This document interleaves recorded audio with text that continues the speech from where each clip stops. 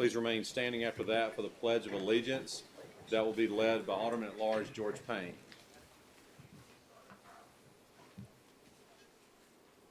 Heavenly Father, we're so thankful for the opportunity to meet tonight. Lord, we thank you for this special time of season when we get to be together with our families, Lord, and we get to show our thankfulness to you and all that you've done for us, Lord. So tonight we ask you to bless our meeting and be with us in everything that we say and think and do. In your name we pray. Amen. Amen. I pledge allegiance to the flag of the United States of America, to the republic for which it stands, one nation, under God, indivisible, with liberty and justice for all.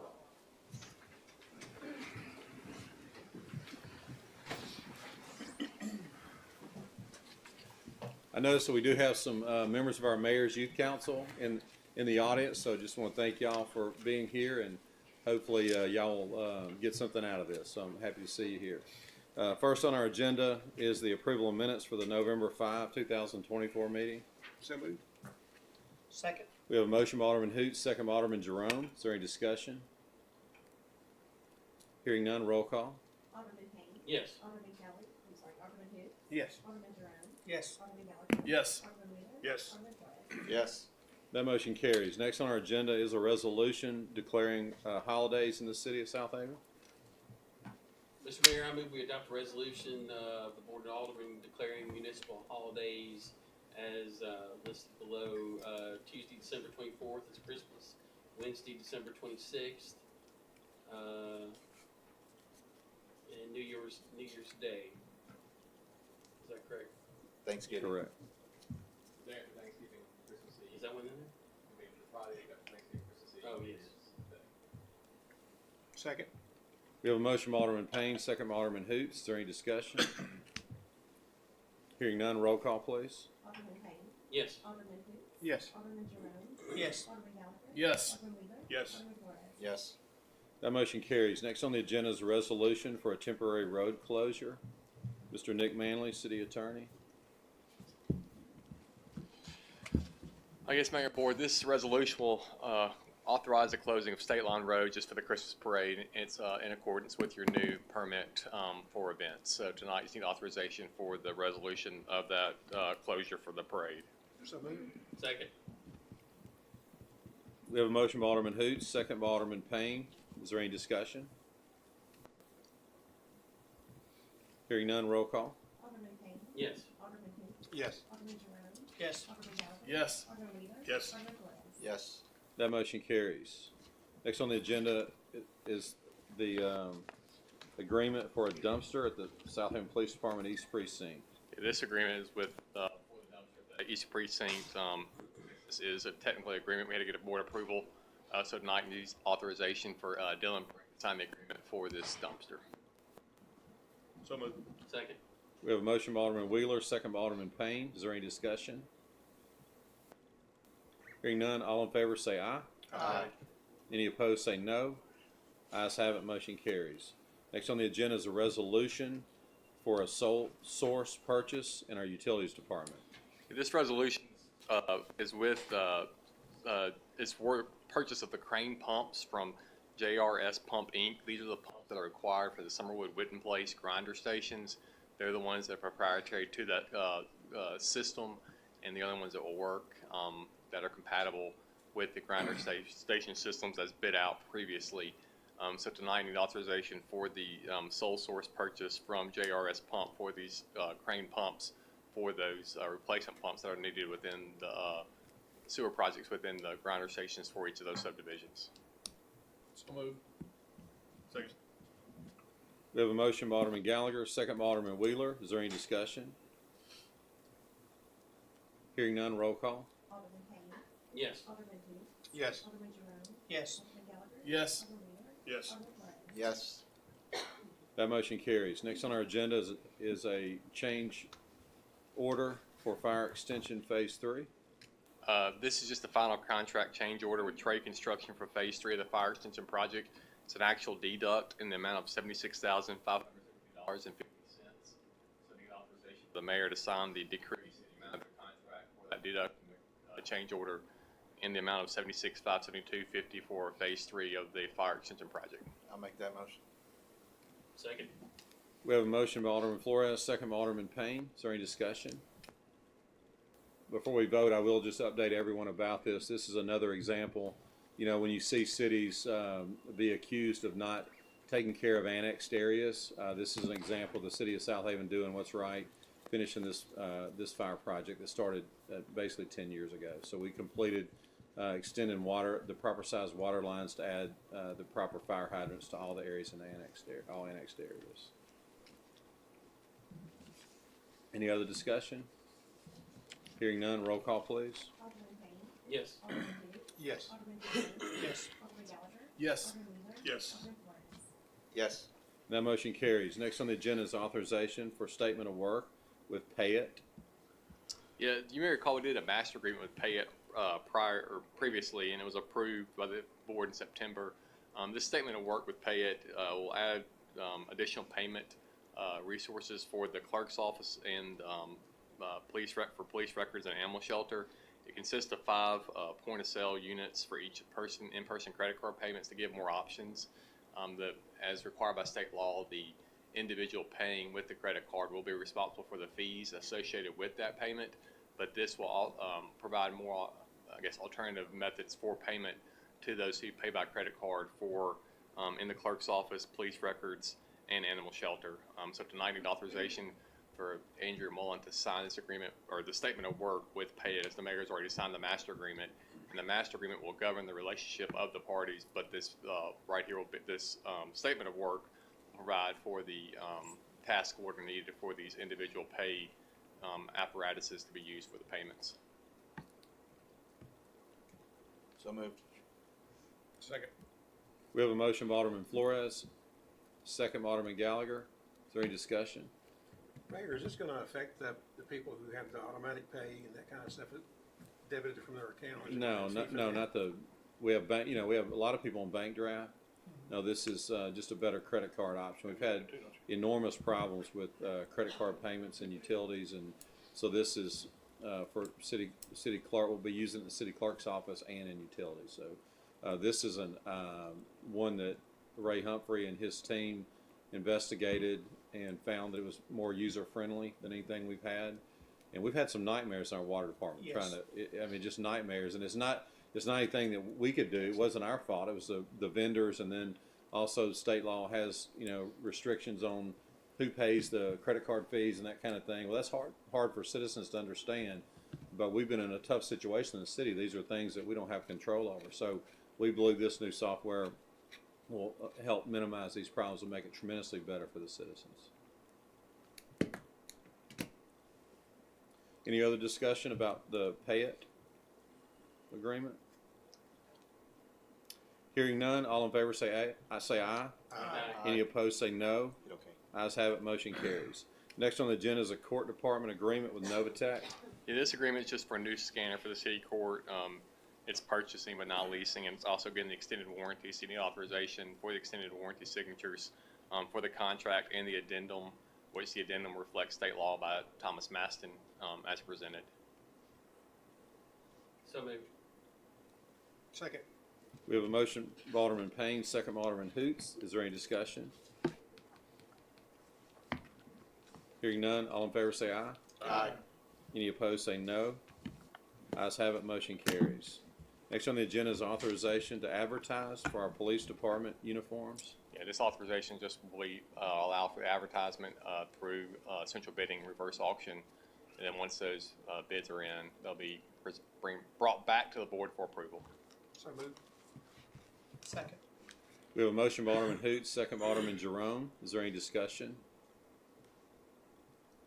Hearing none, all in favor say aye. Aye. Any opposed say no. Ayes have it, motion carries. Next on the agenda is a resolution to clean private property. Mr. Mayor, I move we adopt a resolution granting authority to clean private property as presented on the state. I'll second. We have a motion by Alderman Payne, second by Alderman Jerome. Is there any discussion? That's not your address, is it? Is there anyone in the audience that has who has a financial interest in any of the properties who would like to speak? Hearing None. Roll call, please. Alderman Payne. Yes. Alderman who? Yes. Alderman Jerome. Yes. Alderman Gallagher. Yes. Alderman Wheeler. Yes. Alderman Flores. Yes. That motion carries. Next on the agenda is our planning agenda. Ms. Whitney Cook. So our first application is for a conditional use permit to allow an indoor children's recreational facility at 6589 Town Center Loop. You'll see highlighted there in the center, it's in that existing multi-tenant building, kind of on the internal area of the parking lot. They do have existing ones in Collierville and some other areas in Alabama, but basically what it is it's kind of encompassing 8 and under, younger kids. Requires a parent or somebody over the age of 18 to be there. You are required to pay to get in there. And the activities are where you can have the children on their own, or it can be parent and child together. Has a great business summary to it. It is something we're missing in the city, so it was recommended for a 1 and 4 conditional use permit unanimously by the Planning Commission.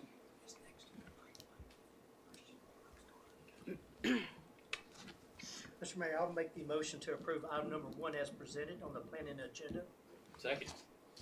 On item 1, we have a motion by Alderman Jerome. We have a second by Alderman Payne. Is there any discussion? Hearing none. Roll call, please. Alderman Payne. Yes. Alderman who? Yes. Alderman Jerome. Yes. Alderman Gallagher. Yes. Alderman Wheeler. Yes. Alderman Flores. Yes. That motion carries. Item number 2, I'm going to go on and apologize because the staff report you have in your documents is not the correct one. It was mislabeled, and we caught it too late. So I will go over it a little bit more detailed for you, but this is a request for a conditional use permit for a residential treatment facility on 5.7 acres in the Briargate Planned Business Park, which what you see right there highlighted in yellow is going to be on the south side of Marathon Way between Elmore and Airways. If you'll recall, a few months back, this board did adopt a new use into our use chart that required a conditional use permit. It was a residential treatment center, which is defined as a live-in healthcare facility providing therapy for substance abuse disorders, mental illnesses, or other behavioral problems. Must be located on a site no less than 5 acres and provided 20% of open space amenities on site.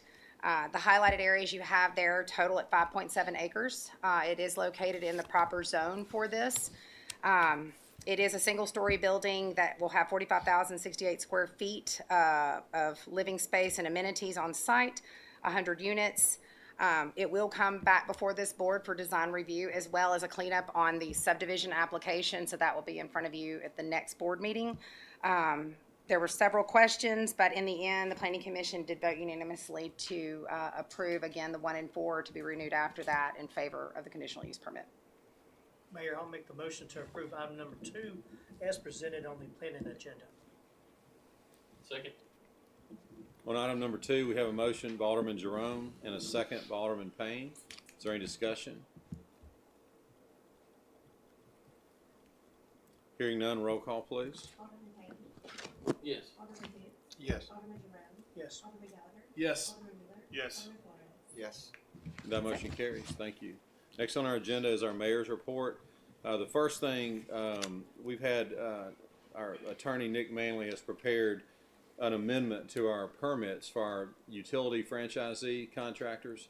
I think everyone on this board understands what I'm about to say, but we've had a lot of trouble with contractors who are doing work in residential neighborhoods primarily, but really throughout the city to extend utility lines, whether it be, phone service, internet, things like this. And this has been going on for a few years. I've had meetings with a few of these contractors that I've asked them to travel here from other places to look me in the eyes and promise me that we're going to get better service. And so my citizens in this city, I put myself in their shoes, and just the total disregard for the property of our citizens, whether it be as simple as ripping yards up and not fixing them after they do the work there, but even more severe than that, hitting other utility lines, knocking out power, knocking out internet service, electricity, everything.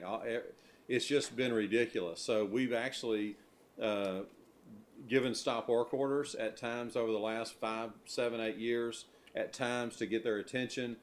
Things have been improved, and then they go back the way they were. So just here to report to you that on behalf of the citizens of Southaven, I don't agree with what's happening to you, and I'm going to ask this board to help me stop that. We are not going to let people come into here and destroy these yards and just haphazardly come here and cut your yard up, hit other lines with total disregard. So I'm asking the board to vote to amend the permit that these franchisees have to have, and what we're wanting to change with that is, first of all, y'all know the number one thing is if someone is in your yard, is it fair not to know who are these people? What are you doing in my yard? So a lot of citizens don't understand that there is a utility easement which gives the right by contract for contractors to come onto your property to do work right there. They have the right to do that. They don't have to have your specific permission. However, the least they can do is for you to know who they are. Like when they're in your at your street, in your yard, they should be identified. So what we have amended, and we've asked them to do this in the past, but they continue to fail.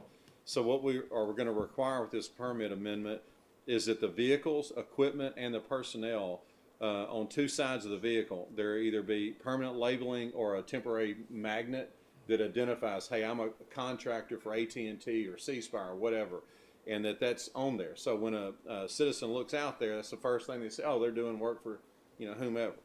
Same thing with the equipment and then the personnel. If someone is walking on your property, you want to know who they are. They should have clothing on that has a logo or has some kind of, if they want to put a vest on or however they want to do it, that says contractor for, whomever. And so that's the first thing. The second thing is to get their attention. Like I've just said, the things we've done in the past have just simply not worked. So it's time to do something different. So from now on, and this is harsh, but if a line is hit, they hit another line, we have up to 5 days to suspend their permit till we find out what's going on. A lot of times it's not their fault. The lines weren't properly marked. So within 5 days we can find out who is at fault, but they need to know to get their attention to be careful, because there could be up to a 5-day suspension of the permit if they hit a line. The third thing is repeat offenders. As I've been telling you this evening, we have some that just total disregard. We've had meetings with them, we've pleaded with them to respect our citizens' property. They continue to fail at that. So we're going to add a repeat offender clause. So if someone is a repeat offender, what did we say? What is in there? The number of 3? Three If the, instances of repeat offender that has to come back in front of yeah, where they're negligent. Not that they hit it, but they're proven to be negligent 3 times. They are indefinitely suspended until they come before you and look you in the eyes and give you a remediation plan to show to our citizens that they're going to make corrections to stop this. So that's in there. That is tough. It's in there. And the other thing is just again, common sense. If it's your property and let's say it's this time of year and they can't get sod for your yard, they cut a hole in your yard that you've been working on all summer. It looks great. They leave ruts in your yard and it's going to be there all winter. You want to know when it's going to be fixed. And so we're making a requirement that they must notify the city and the citizens of the scheduled completion date. So if there's a delay, whether it be sod or whatever else, they simply let us know and let the people know when it's going to be repaired. So those are the things that are in there, and I'm asking you tonight to vote to approve this so we can get to work and have more teeth and stop this bad behavior. I'll make that motion. Okay, we have a motion by Alderman Jerome, second by Alderman Hoots. Any other discussion? I've got probably a dozen streetlights still out from when C-Spire came through. I mean, they damaged them so bad that they're going to redo lines. Yeah. And, but, I mean, can we make it where they're responsible for paying for that stuff too? I mean, I don't know if it's in there now, but I mean, who pays that bill? Does Energy, when they come out and replace those lines, do they charge us for it? Well, we're not taking the expense on behalf of the work that they do, but if he's saying, Nick, another utility company, they're usually resolving that. That'd be between Energy and them, but they would have, if it involved the city, they wouldn't pay for it, and then it's under the franchise agreement. But I'm assuming Energy and whomever the contractors are have their own agreements as well that require that. But to answer your question, the city wouldn't pay it, and I don't know how that cost would be passed on to the city. But I would imagine between the two utility companies, they have to figure that out. But under our contract, the city would not pay for that. Can we put in the contract somewhere that they have so much time to make those repairs? Because I mean, some of those are 2 months Well, I was about to ask, when that happens in that scenario, who's the mediary between C-Spire and Entergy that's making sure the streetlights get back on? Well, that's the other reason why we're talking about this tonight. The city is the one holding the bag here. Right. Because what happens is, the cities, our people have not done anything wrong, but these contractors go out there and do damage. Well, then I've assigned people in our utilities department who are doing a great job, by the way, and they're the ones going out there to the citizen, looking them face to face and explaining what's going on, and taking a tongue lashing. And the city's not done anything wrong. Yeah, they don't care who tore it up. They just want to get fixed. And I don't blame them a bit. Exactly. I don't blame them a bit. So to answer your question, the city is that person. However, on other things that are, as far as putting a time limit, I don't know that we really want to get in. We're going to press for them to do a timely repair, like you mentioned, Entergy. If there's something out, we're going to be our team is going to be pressing them to repair it as quickly as possible. What happens is sometimes it's not a simple repair, and sometimes that's why it's delayed. But I don't know, Nick. I would be concerned about trying to force the innocent utility company from having to do work that they didn't call. That's just something that to answer your questions, intermediary question, they push themselves before once they get a line. Now, whether that happens or not, I don't know. But that would be the individual entity that'd be responsible under the 811 law. And they are taking, like I mentioned, the most common thing is just simply messing the property up. And so they are taking financial responsibility for that. And they do come back and fix it. It's just not timely. Mayor, I had one this week. I think you and I discussed it. She was without electricity for 5 days because they hit a pole. At least that's what she says. But when we investigate that and stuff, she had meat in her freezer that went bad. Can we mention that to these contractors as We well? can't. We can't. Good question. We expect them to pay for perishable goods that. Yeah, if they're negligent, but that would be. We would press them to do that, and we have done this many times that over the years. I mean, there are times when my office does press these people to do right, and eventually they do, and they take responsibility if they are negligent. But again, I just remind everybody that's not actually what happened. There's some other information there. The amount of power was only 3 hours that day, reported by Entergy. We did investigate that. Entergy came back and said that the power was back on in 3 hours. So, but anyway, Entergy is willing to talk to them, and then if they want to hold the other, I'm sure if it's a small amount of money, they're not going to go to the hassle of trying to get the money back from the other. They're just going to handle it. But that would be them. Again, they're the ones causing the damage, not the city. But we're going to be the intermediate source for them to, to help make sure that our people are treated right. And we have been doing that.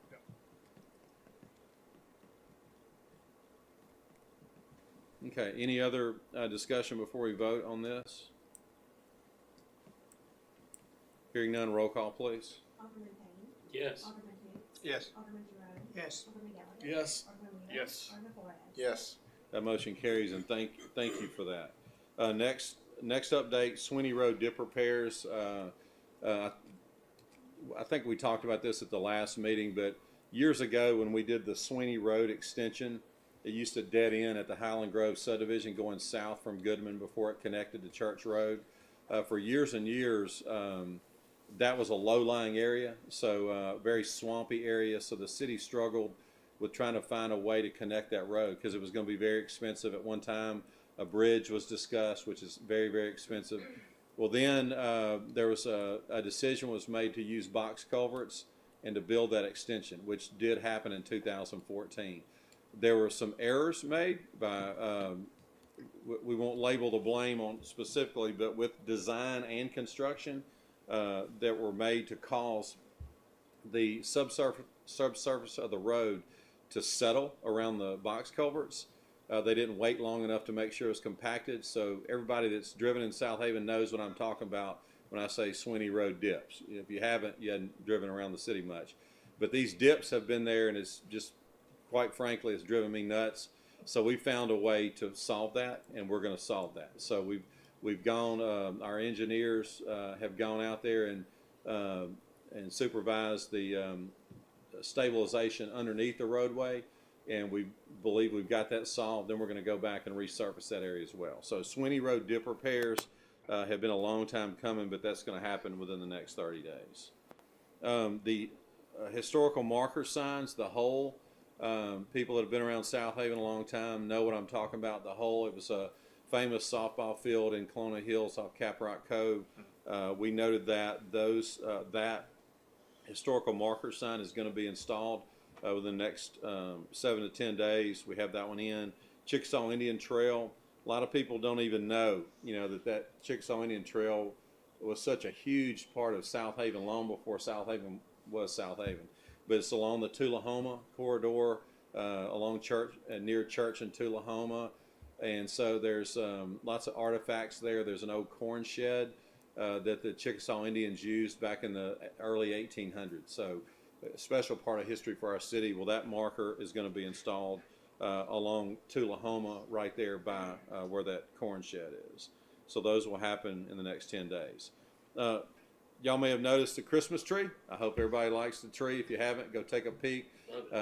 So just to make a long history real short, so in 2013 when I was elected mayor, the very first year somebody came to laid across my desk or requested a meeting and said, hey, look, the city's had a nice artificial Christmas tree for about 10 years, and this thing is in bad shape. It's just not going to work anymore. So, you ready to buy another Christmas tree? And it was about $40,000. So I said, you know what? Let's don't do that. Let's grow our own Christmas tree, Whitney. Those are my infamous words back then.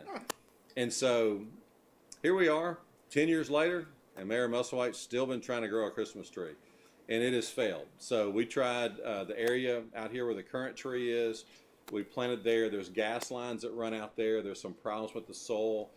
Then we had another tree transplanted that we've called our Christmas tree on towards the Soche Park that we planted. And again, for whatever reason, it's just a Charlie Brown Christmas tree. It's scraggly. It's just not growing well. And so finally, I just admitted that I made a bad decision. That was horrible. We shouldn't have tried to grow the tree. So we bought an artificial Christmas tree. And I can't tell you how many citizens have said, Mayor, where is our Christmas tree? And so anyway, we used the beautification money that we budgeted to finalize that. So it's paid for, and it's a beautiful tree. So I hope everyone enjoys that this Christmas season. As we approach the end of November and December, we're going to have meetings with our legislators as they go into the 2025 session. So I want to ask all of y'all, whatever's on your mind, I have a list of things that affect the people of Southaven and DeSoto County that I'm going to advocate for and try to get help. But if y'all will be thinking about that, if there's anything specific you want to add to that list, please give me that as I meet with these people and request their help. Some of the things that are on the list that y'all know, Interstate 55 was funded last year. That was the number one thing on our list that we've been working with the state legislature about for a long, long time. That is funded. The second thing is the DeSoto County sewer issue. Again, y'all know the history there. Memphis federal court judge declared that we would be disconnected from the city of Memphis. So a large portion of our city has sent sewer downhill to the South Memphis treatment facility since 1972, and that is going to end 8 years, or now 7.5 years from now. So we are working on funding. We have an agreement with DeCrua where all that will be rerouted to the DeCrua facility in North Mississippi, and that is going to be a good solution, but we need money. It's about a $230 million project, so we're going to ask the state to help us more with that. The other thing is, not to get into a lot of detail, but some of the state agencies that affect us directly use some archaic software that has caused some problems for the city of Southaven this year. So I'm going to be leading the charge to request the legislature to fund these agencies to make sure that we're accurate. We help the state. So, but anyway, if y'all will reach out to me if you have anything. I'm going to put that on a master list, so when we start meeting with them, we'll try to give a unified voice and try to get some things done. That's all I have this evening on the mayor's report. Next on our agenda is a donation docket. Mr. Mayor, I move we approve the 2 donations on the donation docket as presented. Second. We have a motion by Alderman Payne, second by Alderman Hoots. Is there any discussion? Hearing none, all in favor say aye. Aye. Any opposed say no. Ayes have it, motion And to be carries. clear, those were made to the animal shelter? That's Yeah. correct. Yes. Donations to the animal shelter, sorry. Yes, sir. Elmore Road Veterinary Clinic and the Mississippi Upper Cervical Clinic. Thank you very much. Okay, thank you. Okay, next on our agenda is our personnel docket. Mr. Mayor, I move we approve the personnel docket as presented on the state. Second. We have a motion by Alderman Payne, second by Alderman Flores. Is there any discussion? Hearing none, roll call. Alderman Payne. Yes. Alderman who? Yes. Alderman Jerome. Yes. Alderman Gallagher. Yes. Alderman Wheeler. Yes. Alderman Flores. Yes. That motion carries. Next on our agenda is our city attorney's legal update. Mr. Nick Manley again. I guess, Mayor and Board, I have 3 items that came up last night and this afternoon that need to be presented for approval. We can do them all at one time if you want to, or do them individually. The first one is the Springfest contract with PB&J. Happy Days, the contract we've had in the past with them who do the Springfest rides and activities. City gets 35% of gross proceeds, $75 per game vendor and $400 per food vendor. It's April 22nd through 26th, and this year it'll end at 7 o'clock on that Saturday night as set forth in the, a contract. So I need approval for the mayor to sign that agreement. Also, the Urban Arc Task Order. This task order it will be governed by the umbrella contract from July 17, 2018 with Urban Arc for the animal shelter design or animal shelter additions for the design and the engineering along with the bidding services. The fees will not exceed $12,500 for the design and engineering services, and then the fees will not exceed $15,000 for the bidding and administration of the contract. And the authorization for the mayor to sign that. And finally, there is going to be a revised hydrant meter rental agreement done by the utilities department. It's been basically to keep up with the costs that have gone up. People use these hydrant meters when they're doing construction, and based on the cost, the rental deposit will go to $500 deposit for a 1 inch and then $2,000 for a 3-inch meter. Those will be refunded once you turn them back in, but the issue is making sure they get turned back in based on the cost of these hydrant meters. So that will be the new cost for those hydrant meters, and then also we'll have different language in there that holds the city harmless for use of those hydrant meters, and that's being recommended by the utilities department. So we can do those individually or at one time. We'll do all 3 of them. I'll make that motion for the mayor to sign all 3. Well, the mayor will sign the 2, and then the other one's the third one, just the revised hydrant meter approval. I'll make that motion. Second. We have a motion by Alderman Flores. Alderman Gallagher, just a second. And a second by Alderman Gallagher. Is there any discussion? Hearing none, roll call. Alderman Payne. Yes. Alderman who? Yes. Alderman Jerome. Yes. Alderman Gallagher. Yes. Alderman Wheeler. Yes. Alderman Flores. Yes. That motion carries. Next on our agenda is our utilities billing leak adjustment docket. Mr. Mayor, I move we approve the utility bill leak adjustment docket as presented on the state. Second. We have a motion by Alderman Payne, second by Alderman Hoots. Is there any discussion? Hearing none, roll call. Alderman Payne. Yes. Alderman who? Yes. Alderman Jerome. Yes. Alderman Gallagher. Yes. Alderman Wheeler. Yes. Alderman Flores. Yes. And that motion carries. Next on our agenda is one claims docket. Mr. Mayor, I move we approve the claims docket in the amount of $5,070,625.41, including demand checks. Second. We have a motion by Alderman Payne, second by Alderman Flores. Is there any discussion? Hearing none, roll call. Alderman Payne. Yes. Alderman who? Yes. Alderman Jerome. Yes. Alderman Gallagher. Yes. Alderman Wheeler. Yes. Alderman Flores. Yes. That motion carries. Next on our agenda is the purpose of determining the need for executive session. So moved. Second. We have a motion by Alderman Gallagher, second by Alderman Wheeler. All in favor say aye. Aye.